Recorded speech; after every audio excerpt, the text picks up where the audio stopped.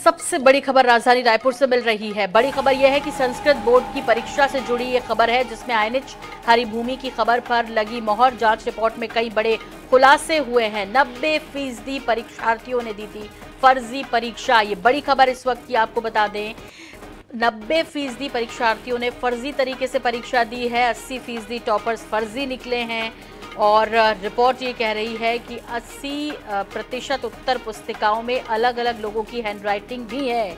यानी कितना बड़ा गड़बड़ झाला यहाँ पर हुआ है। जांच समिति ने आधी रात तक की कॉपियों की जांच। पूरी परीक्षा संदेह के घेरे में आ गई है और इस विषय को उठाया था, आपको बता दें, हरिभूमि और आईएनएच ने, और उसके साथ हम लगातार बने रहे, अपडेट लेते रहे, मॉनिटरिंग करते रहे कि क्या कुछ हो रहा है इस पर। क्योंकि खबर दिखाना एक अलग बात है, लेकिन खबर का असर हो और जो पीड़ित है उसे न्याय मिले, तब तक हमारी जिम्मेदारी है। और इस जिम्मेदारी को बखूबी निभाते हुए जांच समिति जब इस पूरे मामले पे बैठी है, आईएनएच हरिभूमि की खबर के बाद उन्होंने आधी रात तक कॉपियों की जांच की है और पूरी परीक्षा संदेह के घेरे में आ गई है।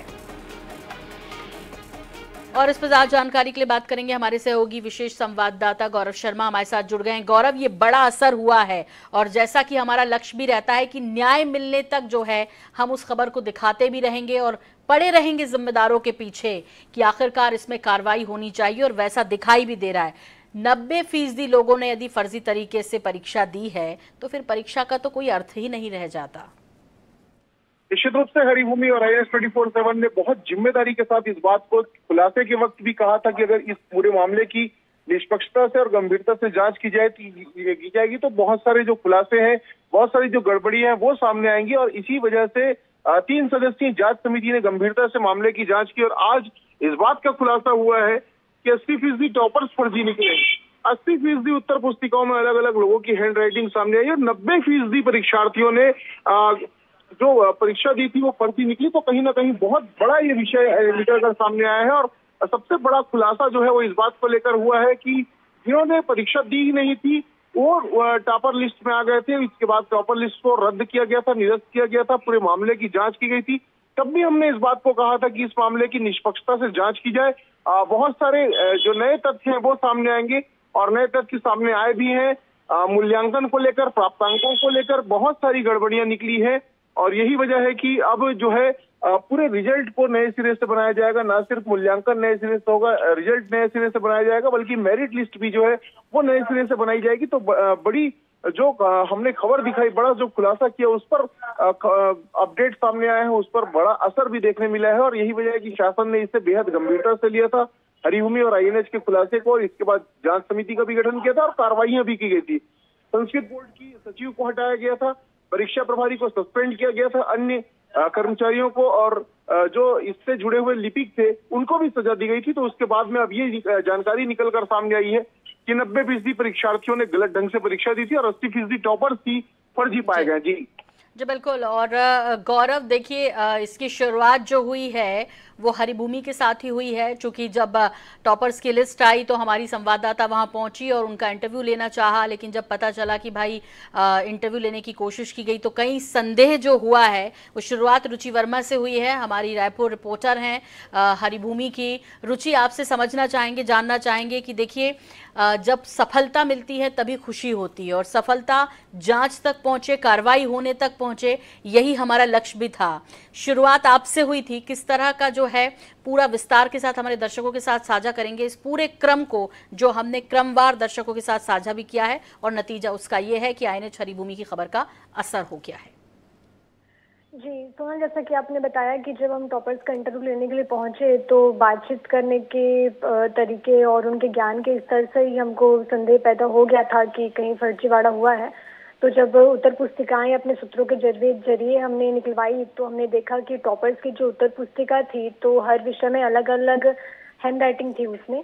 जांच रिपोर्ट में भी ये बात सामने आई है। टीम ने बात स्वीकार की है कि जो टॉपर्स ही नहीं बल्कि जितने भी बच्चे जो परीक्षा में शामिल हुए हैं संस्कृत बोर्ड के, उनमें से 90% बच्चों की जो उत्तर पुस्तिकाएं हैं उसमें अलग अलग हैंड राइटिंग पाई गई है।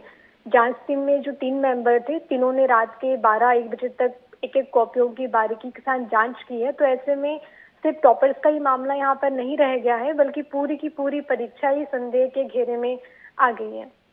जी बिल्कुल। और अब इसके बाद उम्मीद करेंगे कि अब जो पीड़ित हैं उन्हें न्याय मिलना चाहिए। मतलब ये भी कि एक तो ये जिस तरह की व्यवस्था है, शिक्षा व्यवस्था, उस पर भी एक बड़े सवाल खड़े हो रहे हैं और हमने इसे एक पूरे अभियान की तरह चलाया है जाहिर तौर पर, तो उसमें जो सफलता मिली है वो अलग। लेकिन जो 10% बच्चे उन्होंने तो मेहनत की है, उनका उसमें कोई कसूर नहीं है। रुचि, ऐसे में और क्या कुछ आपको जब संबंधित अधिकारियों से बात की है तो इस पर अपडेट मिल पाया है? और टीम ने अपनी जांच रिपोर्ट शासन को सौंप दी है। जो अंतिम निर्णय है वो शासन द्वारा ही लिया जाना है।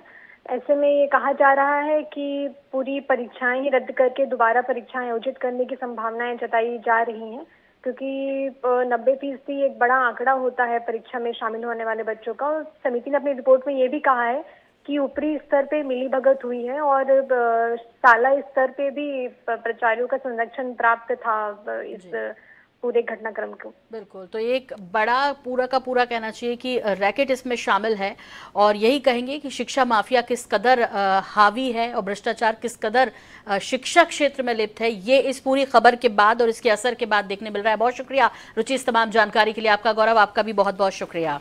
तो इसीलिए कहते हैं कि समाचार ही नहीं, विचार भी हमारा देह वाक्य भी है हरिभूमि का, और इसीलिए हम सिर्फ समाचार नहीं दिखाते बल्कि उसके विचार और उस विचार के बाद उसके असर तक पहुंचते हैं। इसी क्रम में हमारी ये मुहिम थी वो रंग लाई है। 90% परीक्षार्थियों ने फर्जी तरीके से परीक्षा दी है। 80% टॉपर्स जो हैं वो फर्जी तरीके से निकले। रिपोर्ट ये कह रही है 80% उत्तर पुस्तिकाओं में अलग अलग लोगों की हैंडराइटिंग मिली है, यानी पूरी की पूरी परीक्षा रद्द हो सकती है। और ईमानदारी से यदि न्याय मिलना चाहिए स्टूडेंट को, जो पढ़ने वाले हैं, जो मेहनत करते हैं, वो तभी होगा जब नए सिरे से इस परीक्षा को करवाया जाए।